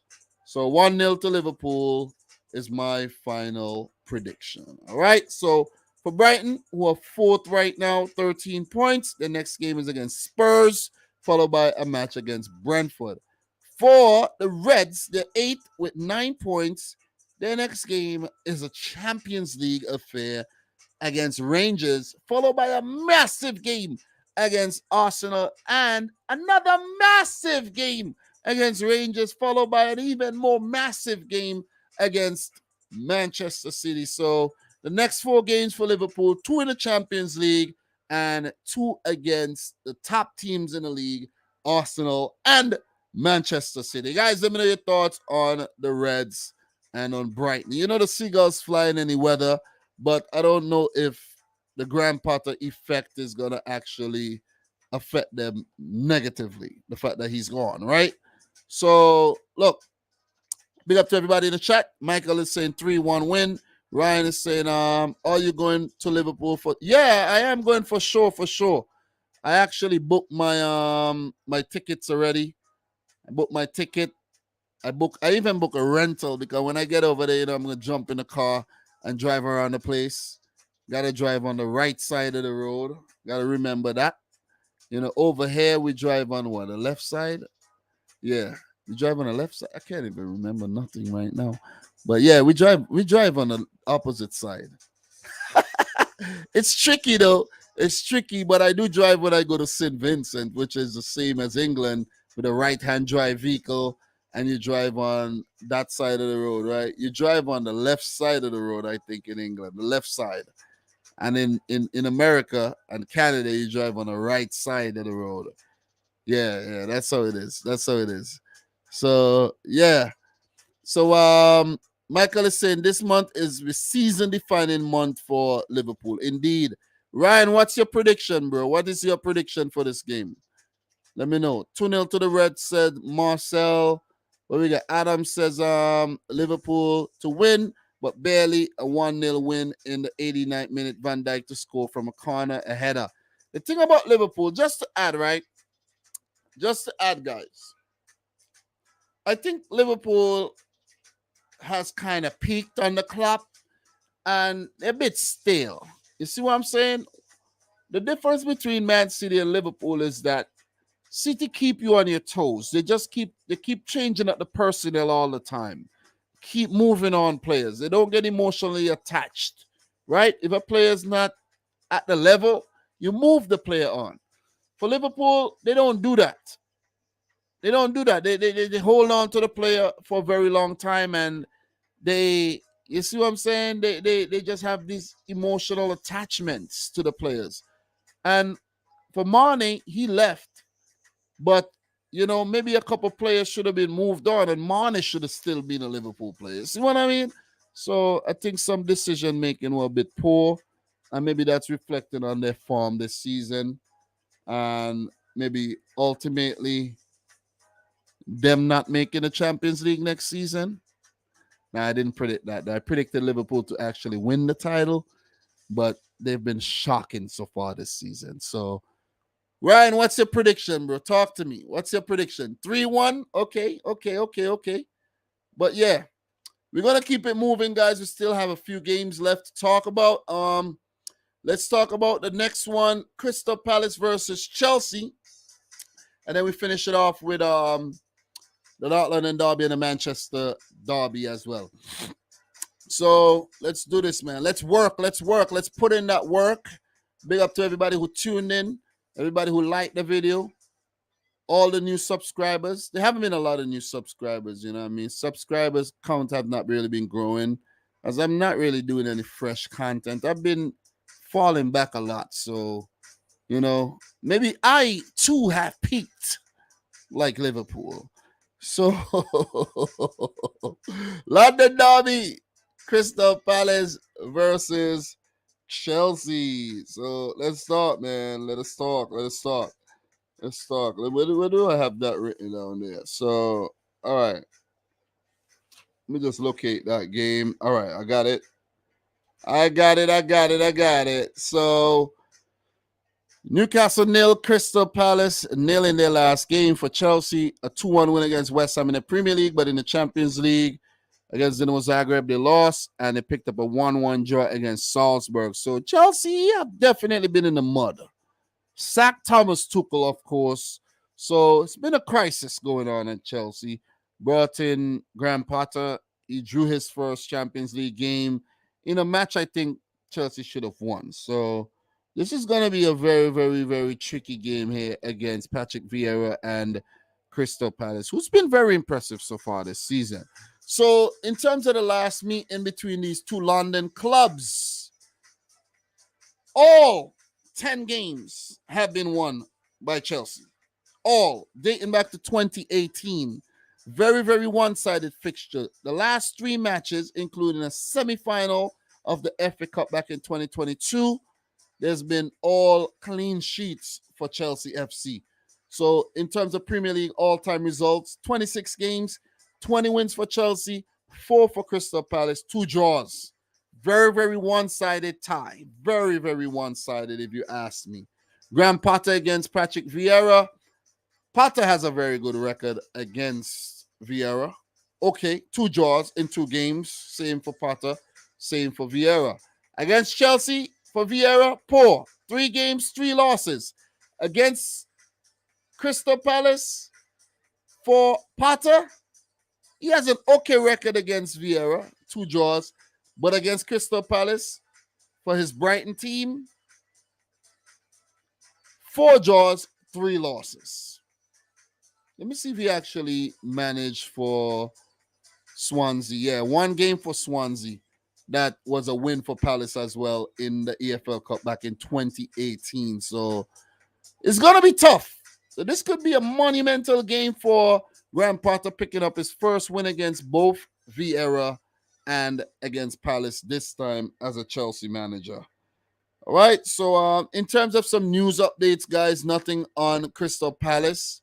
A very small club, so they don't really have a lot of, notable news breaking. But for Chelsea, Chelsea are ready to enter a £130 million race for Jude Bellingham to rival Liverpool, Man City, Real Madrid, Man United, all the clubs in for the highly impressive former Birmingham City youngster, right? I don't know if Man City is actually going to sign him, but the fact that we've played against Bournemouth quite a few times and he's been impressive against us, might as well sign him. You know what I'm saying? Might as well sign him, man. If like a player like Bernardo Silva leaves the club to go to Barcelona, you're bringing a Jude Bellingham. You know what I'm saying? Keep it fresh. It don't look like Liverpool's going to get him, though, because, look, man, the Liverpool fans have been raving and drooling over Jude Bellingham. You might not get him. Just want to put it out there. Especially if you're being cheap. You ain't going to get him, man. Not going to get him. So, look, plenty Chelsea news today, guys. Chelsea, Arsenal, and Liverpool all hope to become multi-club networks similar to that of the Red Bull model and the Manchester City model as well, where the City group has over 10 clubs, right? Red Bull has about 3 to 4. So Chelsea, Arsenal, Liverpool are looking to follow that same model, buy up a few small clubs around the place, and where they could send their players out on loan or buy their talented players and so on and so forth. Juventus open talks with Chelsea, want away Christian Pulisic. Yeah, Pulisic's days at Chelsea are definitely numbered. Chelsea sacked recently appointed commercial director who sent inappropriate messages to football finance agent Catalina Kim. And Damian Willoughby had been in his job for less than a month. So I don't know what the inappropriate message is about. I don't know if he told Catalina Kim that her ass is fat or something. I don't know, man. I don't know. I didn't look into it too much. But those are some news updates for Chelsea FC. So there was also some news over bringing in Christoph Freund as their sporting director, but he decided to stay at Leipzig, I think he is. Leipzig, one of them Red Bull clubs. So in terms of player availability for Crystal Palace, Nathan Ferguson remain out injured, while James Tompkins is out as well. Jack Butland and James McArthur are still both recovering. For Chelsea, Edward Mendy and N'Golo Kante recovering from injuries remain doubtful, but we could see maybe Mendy, less likely N'Golo Kante. Chelsea's a whole different team without Kante in the team, man. Let's just make that clear. In case we forget about N'Golo Kante, he's been injured, and maybe that cost Tuchel his job too. Poor results. Tuchel arguing with the big boys, with Bowley, and it was said that the visions didn't align. You know what I mean? And when your vision don't align with the boss, you get sacked. Players to watch: Crystal Palace, Wilf Zaha, their talisman, of course. And if they are to pick up any good results here against Chelsea, where they have not picked up any across the last 10 games, Wilf Zaha is going to need to be unsung. For Chelsea, Graham Potter, first Premier League game in charge of the Blues. Moving on from Brighton, where he got Brighton up in fourth, 13 points above Chelsea in the league as well. Let's see if he could pick up where he left off at Brighton. He got supposedly better players at his disposal, not players that he brought in, but he gets to work with Mark Cucurella once again. But look, man, he has a very talented roster to work with, man. Big money signings as well, new signings, guys like Dennis Zachariah, Khalidou Koulibaly, Mark Cucurella, working with him again, Wesley Fofana. He dropped both Koulibaly and Fofana in the Champions League game. Didn't really work out. But let's see how he does as Chelsea manager, man. I want him to do well. I don't really want Chelsea to do well, but I want Potter to do okay, you know what I mean? But who knows? He might get sacked before the season ends. Let's see. What if Graham Potter gets sacked this season? He doesn't do well and gets sacked. And what if Roberto De Zerbi also doesn't do well and gets sacked and Potter ends back up at Brighton? That would be crazy. And it's quite feasible. I think that could actually happen, though. But look, Chelsea players got to step their game up big time. The forwards got to step up. Pierre-Emerick Aubameyang, Raheem Sterling. Raheem Sterling has been their best player this season. I know I give him a lot of stick, but he's been good. Kai Havertz got to step up. Timo Werner. Oh, Timo Werner is not a Chelsea player anymore.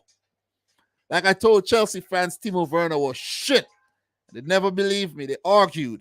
You know what I'm saying? Erling Haaland has scored more goals in 7 games than Timo Werner. Okay? In about 50 plus. And Chelsea fans wanted to argue with me. I love to rub it in. Absolutely love to rub it in. Am I missing any new players that Chelsea signed? No. But Chuck will make these guys, yeah. They got the personnel. They just got to step up, man. But do not take your eye off this very talented Crystal Palace team. Let's put it out there, man. Let's put it out there. But with that being said, look, my prediction, I think Chelsea are going to continue their dominance in this London derby here. It's been too one-sided. It's not too late to for the tide to turn, but I don't think it's going to turn. Crystal Palace will be competitive, but I think Chelsea would just edge it 2-1 here. But they have to be on their game. They really have to, because Crystal Palace team are not playing around, man. They're not playing around. Eze, Zaha, Michael Olise, these guys are dangerous. Mateta and Edward, when given the opportunities, these guys will punish you. But I'm still going to go for 2-1 to Chelsea. So guys, let me know your thoughts in the chat. Don't forget to smash up the black cleat thumbs up button, okay? Anyways, let's keep it moving. And with that being said, in terms of the next games, for 7th place Chelsea with 10 points.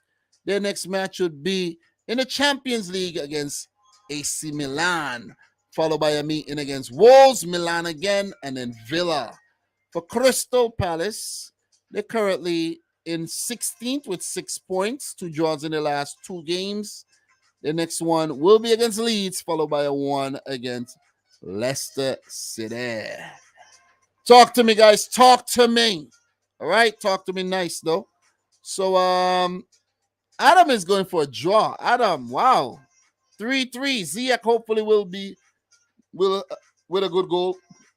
Broja and Chilwell to score. Zaha with a brace. Is it to score? If Potter can get those divas playing, it will be tough. Lego dude, 1-1. Zaha and James to score. Bad decision to sack Tuchel, but I stand by Potter. Hopefully, he'll do a good job. This is a transition period for Chelsea this year. 6th place finish. I didn't predict Chelsea to come in the top 4, so I think I was on point, man. I think I was on point. So Chelsea also tried to sign Nkunku. He did half a medical as per Fabrizio Romano. Well, next time I do, run into some news, I'll actually, give an update on all the clubs. But I didn't see anything on the Nkunku situation there, though. So, big up to everybody in the stream, guys. Make sure you smash the thumbs up button for the video. I haven't been as active as I should be. Nothing at all during the international break. But no regrets, man. No regrets, because I'm taking some time out to get my personal situation in order, okay? This YouTube thing could be very, very taxing. Very taxing. And I put a lot into it. And it's time for me to actually start making some better decisions and just taking it easy sometimes and be like, all right, I don't really need to say nothing about this situation. So let's talk about the big North London derby coming up first thing in the morning, man. Not going to be super, super long on any of these previews. Just want to give my thoughts, coming back from the international break. You never know what's going to happen. Just want to give my thoughts, man, on all these games. And then we'll have the discussion on Sunday. So Arsenal versus Tottenham. Arsenal 3, Brentford 0 in their last game. Tottenham 6, Leicester 2 in their last. In terms of the last meeting between the two North London rivals, Arsenal versus Tottenham finished a 3-0 win for Spurs in the last game. That was at the Spurs Stadium and at the Emirates. Arsenal won 3-1. So it's a trend where Arsenal win at home, Spurs win at home. You see what I'm saying? And it's just been a trend. That's just what it's been. That's just what it's been. Just, there's been a few, exceptions where in 2018 in the quarterfinal of the EFL Cup there, Arsenal lost to Spurs at home. And there's been 2 draws, back in 2019 for both teams. But each team does better against each other when at home. So this one's difficult. This one's going to be a little different in my opinion. But before I give away my prediction, let's continue. So, look, 60 all-time Premier League games, 22 wins for Arsenal, 15 for Spurs, and 23 draws. Remember, during this period, Arsenal have a few Premier League titles, and for Spurs, none. Mikel Arteta coming up against Antonio Conte here. This would be, in terms of the meetings between the two managers, only the second meeting with Conte picking up the only win. Arteta against Spurs, 5 matches, 2 wins, 3 losses. Conte has a poor record against the Gunners. 9 games for Chelsea and Spurs, 2 wins, 3 draws, 4 losses. So not very good.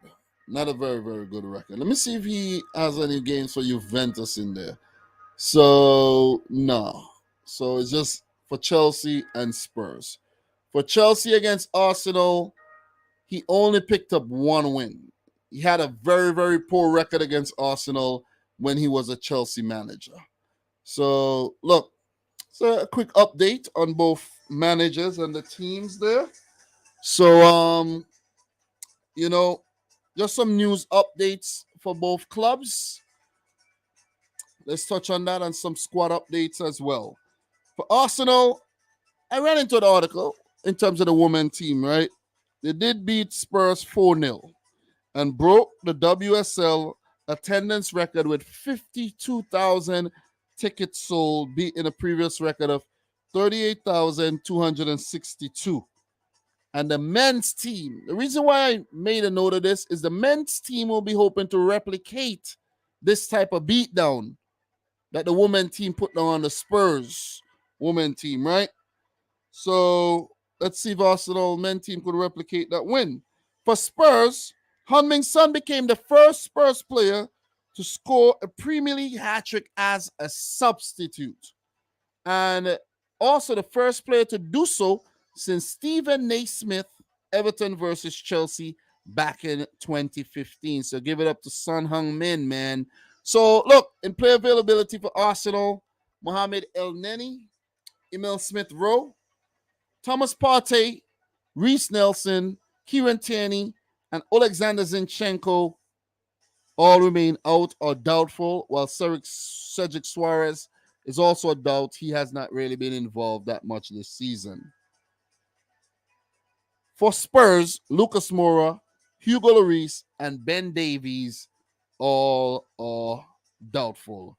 I also ran into an article where it says that Spurs are actually eyeing Atletico Madrid goalkeeper Jan Oblak as, replacement for Hugo Lloris. They want to move on from Lloris. Let's see if that actually happened. So players to watch, man, for both teams. For Arsenal, look, I could talk about many players. Martin Odegaard, Gabriel Martinelli, Gabriel Jesus.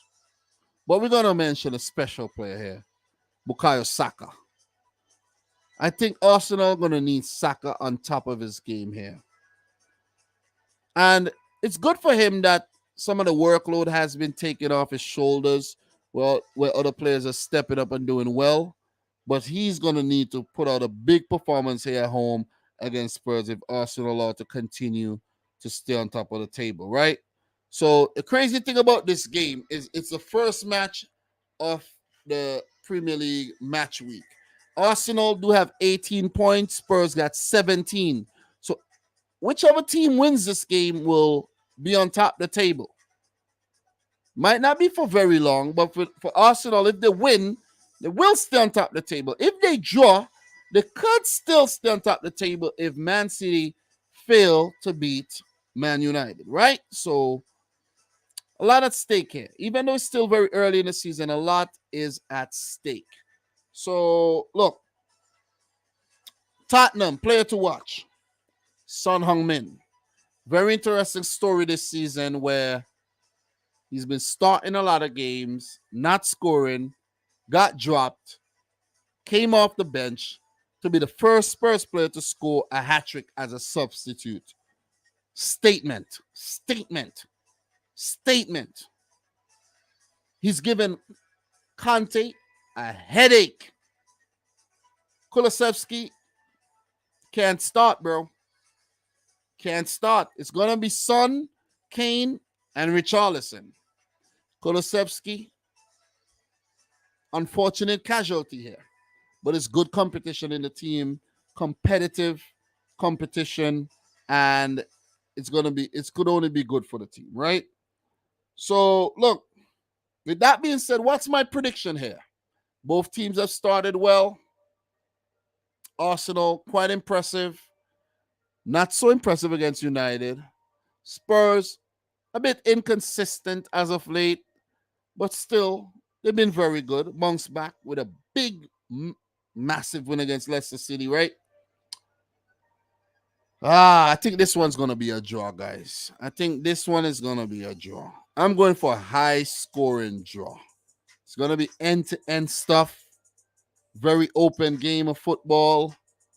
I don't see any team really sitting back and soaking up and playing like that for the entire game.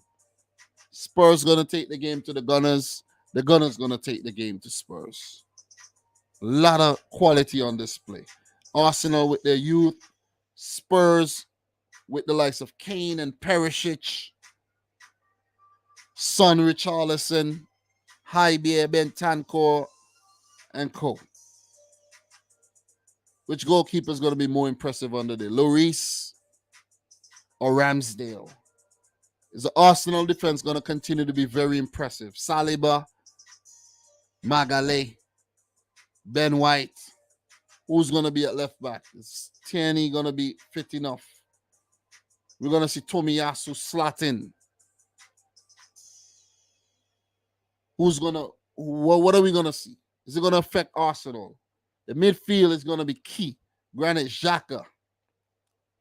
Who's it going to be next to Xhaka? Is it going to be double pivot or just one with Odegaard and Vieira? Or we're going to see Sambi Lokonga? Who are we going to see? Who are we going to? It's going to be, this team selection is going to be key to who goes on to win this. Same for Arsenal, same for Spurs. Especially Spurs.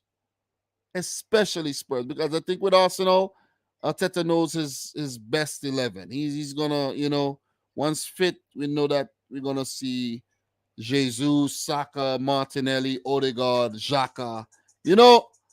But for Spurs, there's been more chopping and changing over there. You see what I'm saying? The defense, Dyer. Is it going to be Dyer? Is it going to be Sanchez? Is it going to be Romero? Who's it going to be? That's the thing. Is it going to be Longley? So both managers need to get their 11 spot on. Tactics spot on. I'm going for a high scoring draw, man. This one's hard to predict. Let me know your thoughts in the chat, guys. But I know it's going to be a good one. That I know. So for top team Arsenal, their next game is against Bodo Glimt in the Europa League, followed by a massive one against Arsenal against Liverpool. Bodo Glimt again, then Leeds United. As for third place, Tottenham, 17 points, only goal difference separating them from Manchester City. They do have Eintracht Frankfurt next Tuesday, followed by Brighton, Frankfurt again, then Everton. Then a big one against United, October 19th. Let me know your thoughts, guys, before we move into the final match. Today we'll be live for an hour 48 minutes. It's 11:21. Time's just flying, man. God damn. Let me actually take a look at my phone. Let me see my wife message me. Actually, she did 20 minutes ago. God damn, I'm got my phone covered up. Let me see what she's saying here. Oh, she said 11:40. So, all right, man. We got some time before we head on out of here. Big up to Adam, who's saying this is an Arsenal 2-1 win. Saka and Odegaard. Son for Spurs. Lego Dude, I think this would be a 2-2 draw goals from Son for Spurs. And Gabriel Jesus and Saka for Arsenal. So, Adam is saying, I hope Arsenal and Chelsea Spurs both lose. Well, what do you mean? A draw would be that they lose, right? A draw? You want them to draw, right? That's what you're saying? Okay. Any more thoughts? Drop it in the chat, guys. We'll definitely appreciate that. So, big game in grand scheme of things. Both teams could be in the title race this season. Or maybe they won't. It's left to be seen. Left to be seen. But look, let's talk about the final one, man. A big one. Massive. Manchester Derby, the first one this season. Manchester City versus Manchester United. I was actually contemplating going to this game, but I needed to give myself a bit more time to, buy my ticket and things like that, and just sort out logistics. So I didn't just want to. It should have been a good game to go to for my first Premier League game, but I say, you know what, man? Let me go see the Liverpool game. You know what I mean? The Liverpool Man City game. That one might be better. You see what I'm saying? That one. Maybe the next time, according to how the trip goes, I plan another one maybe for, I don't know, maybe next winter. See what I'm saying? Who knows? Maybe I try to go to a Champions League game. Who knows, man? But according to, if everything goes well, I'll definitely be back in England to watch a home game for Manchester City. But let's talk, man. Man United versus, Man City versus Man United, I should say. All right, let me get it right. Now, both teams are going to want to get it right. So let me get it right. Let's talk. This one's a big one. This one is a big one. Let me actually locate my notes. I get everything, on point here. Guys, if you don't know, I write notes every match week, man. These previews, a lot of work go into the previews, a lot of thought process, a lot of time. So, guys, make sure you like the video. Thank you very much for your continued support, right? Let's start Manchester City versus Man United. In the last game, City 3, Wolves 0. Last Premier League game for United, they defeated Arsenal 3-1, but they have played in the Europa League twice, losing to Sociedad and defeating Sheriff Tiraspol 2-0. In terms of the last meeting between the two teams, the last few Manchester derbies, right? Last season, Manchester City, of course, did the double. 2-0 at Old Trafford, 4-1 at the Etihad. Previous season, United picked up a win at the Etihad and a draw at Old Trafford. City did win in the semi-final of the EFL Cup there, 2-0, where there was only a one-legged semi-final. Usually it's a two-legged semi-final, if I'm not mistaken, in the EFL Cup, right? But I think last season it was one leg. United did do the double. They did win a couple games with Ole Gunnar Solskjaer. They were very impressive against City under Solskjaer. For some reason, they were just picking up these wins. You know what I mean? And I'm glad to see the back of Solskjaer, actually. So could City continue their dominance with those 2 wins last season against a hapless Man United team under new management? Trying to turn a page, right? A new leaf. Pep Guardiola coming up against his former assistant, Eric Ten Hag, for the first time. Ten Hag against City for the first time. In 20 matches against Man United, Pep has lost 6, drawn 3, and won 11. All right. So let me just double check, make sure all those games. Let me see. There was a few games for Barcelona where he won. Few games for Bayern Munich, quarterfinal of the Champions League as well. And, he did meet Man United in the final of the interestingly, the Champions League twice, and he won. So he has very good memories against Man United, for Man City, for Barcelona, and for Bayern Munich. So, look, let's talk what's at hand here. This is a huge match. This is a huge game. We know that. Big derby. And in 50 matches, 17 wins for City. Most coming in the post-takeover era. 24 wins for United and 9 draws. Man City, of course, have been the most successful team in the last 10 years. But United has 1 title. Man City has racked up about, 5? Am I right? 6? Can't keep track. It's been a lot.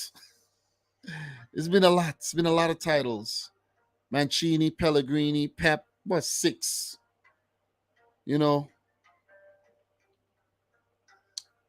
this is a big game because United and Ten Hag seemingly are a brand new team. They're not looking bad across the last 4 games, right? But before we get into, the more nitty-gritty part of this, we have a few news updates, right? And for Manchester City, they've actually been taking a look at Atalanta's young centre-back, Giorgio Scalvani. And Atletico Madrid are said to be interested in the player as well. So let's keep an eye on the situation. Let's see if he's going to be a City group signing, maybe for Palermo, who's part of the City group, the latest club to be part of the City group, Also, there's been a string of welfare complaints from parents at the Man City's Girls Academy, where it's prompted an FA probe. So let's also keep an eye on that situation. For Man United, no news articles to really talk about. So for City, player availability, Emerick Laporte is at 50%. He should be back soon. Calvin Phillips is out. I think he went on the knife, did a surgery. And John Stones is out injured. He got injured on the international break. For Man United, Donny van de Beek, Marcus Rashford remains a doubt. Brandon Williams, Harry Maguire, Anthony Martial, Mason Greenwood are all out. And new goalkeeper Martin Dubravka is doubtful, even though he's not expected to play the game. Players to watch. Look, man, for Man City, I'm going to go with a duo player to watch here. Kevin De Bruyne and Erling Haaland. These players have linked up really, really well so far this season and would be the key if Man City are to go on to win yet another title, doing the three-peat. See what I'm saying? So, going to be a hard duo to keep quiet.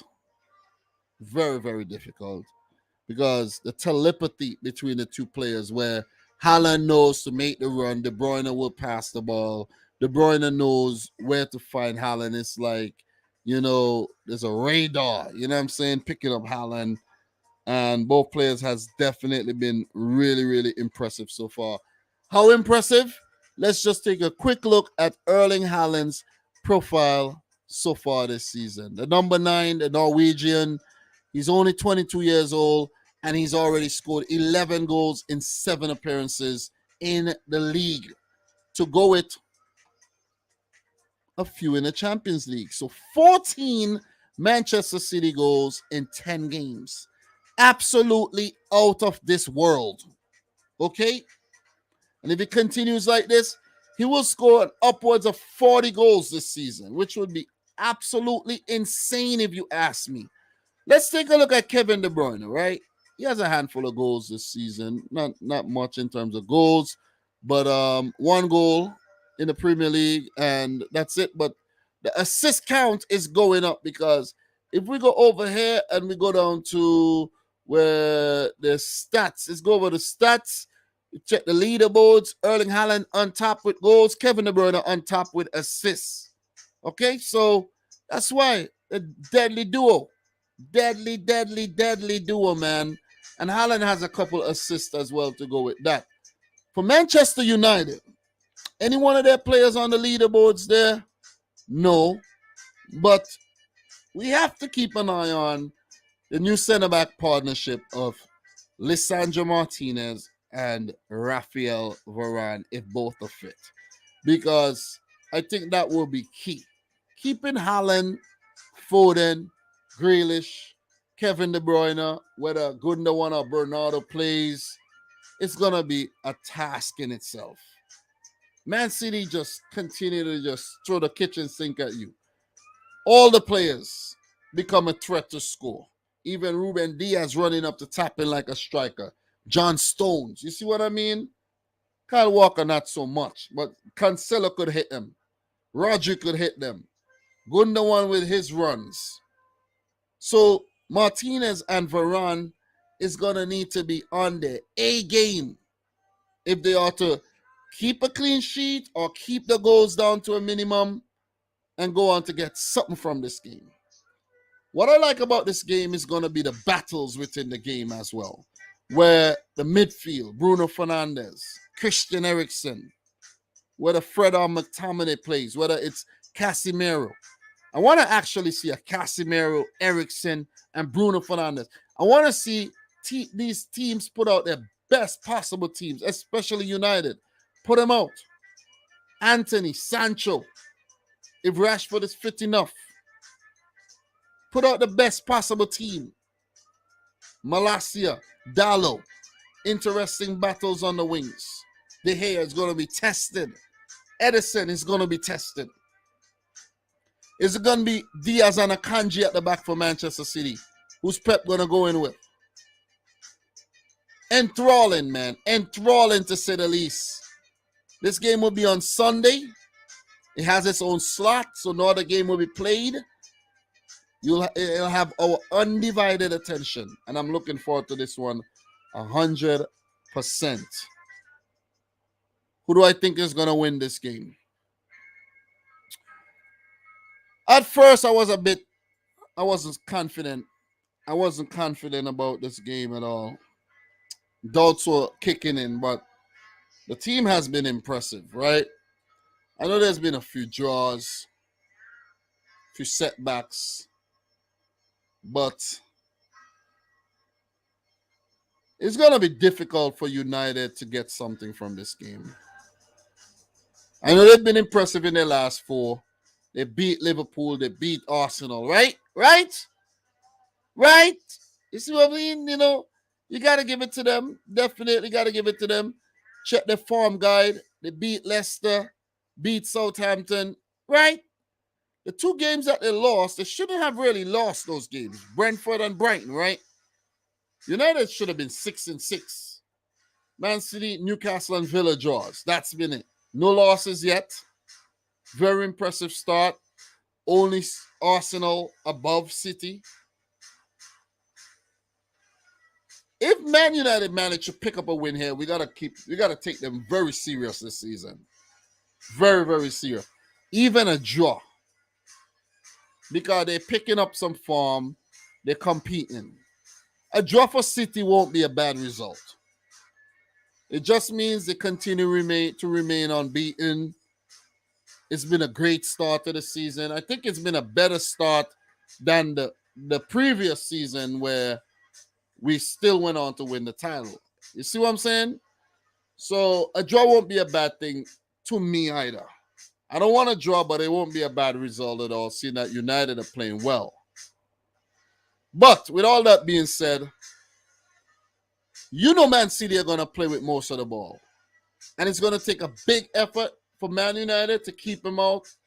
I think there's going to be a few mistakes. Maybe De Gea giving away the ball, lingering on the ball. Something, Martinez tested. Varane doesn't play too well against Manchester City. So I am confident that City is going to walk away with a win here. I was leaning more towards a draw, to be honest. A couple of days ago, Wednesday, I was leaning towards a draw. My boy Finn had hit me up to do a mini collab, but the video didn't really record. We did like a WhatsApp call, and the voice didn't recall. And I said a draw. Thank God it didn't record. So I could double back on my result, my prediction now. I'm going for a 3-1 win for Man City. I think they'll score, but I think it'll be a consolation goal. The thing about United is, our guys like Bruno Fernandes are going to step up when they really need to step up. They have done against both Liverpool and Arsenal. They have done, right? Sancho, they have done. Rashford, they have done. But could they keep consistent against the juggernauts, Manchester City? I don't think so. I'm going for Pep's team to go on. My team to go on to win the game 3-1. Guys, let me know your thoughts. All right? That's the best I could do in terms of analyzing, man. In terms of a combined 11 for both Man United, Man City, which players could actually make the Man City team? That'd be more of the question you're going to ask, right? Maybe Bruno Fernandes will get into the midfield. You think Bruno Fernandes Kevin De Bruyne. But then again, is Bruno Fernandes better than Bernardo Silva? It's arguable. You know what I'm saying? I don't know, man. Anybody from the defense is going to get in? I don't know. I think De Gea will get into the team. I won't mind a De Gea in the team, you know. His shot stopping ability is very good. Edison, shot stopping ability, very poor. But De Gea's distribution is not that good. You see what I mean? So, but guys, that's my prediction though. 3-1 to City. In terms of the next game for Manchester City, will be in the Champions League, of course, against FC Copenhagen next Wednesday.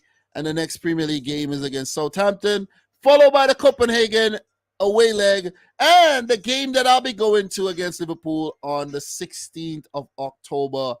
That will be on a Sunday. It will be, 4:30, 8 p.m. UK time.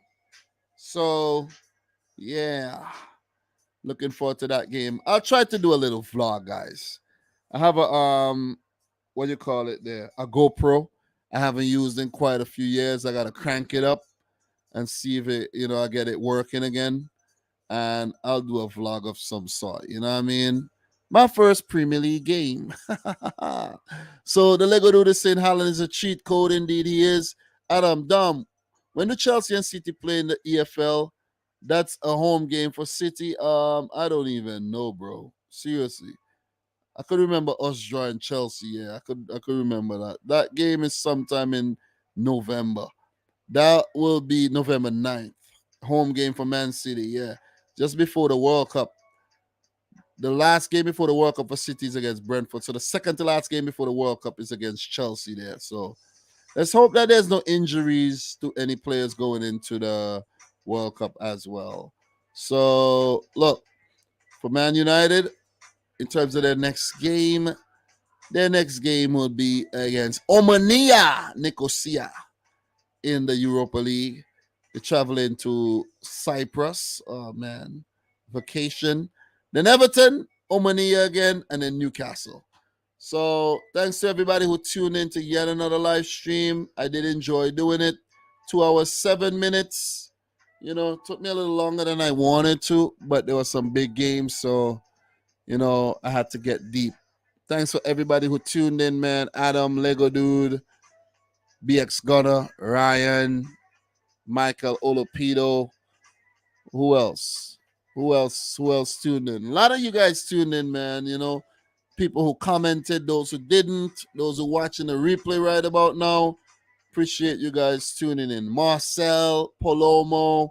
Who else we had in here today? Let me see. For those of you guys who commented, not a lot of you guys commented today, but still, it feels good to be back. It's been a while. I was supposed to do this live stream since Wednesday, but I've been some things been coming up. You know what I mean?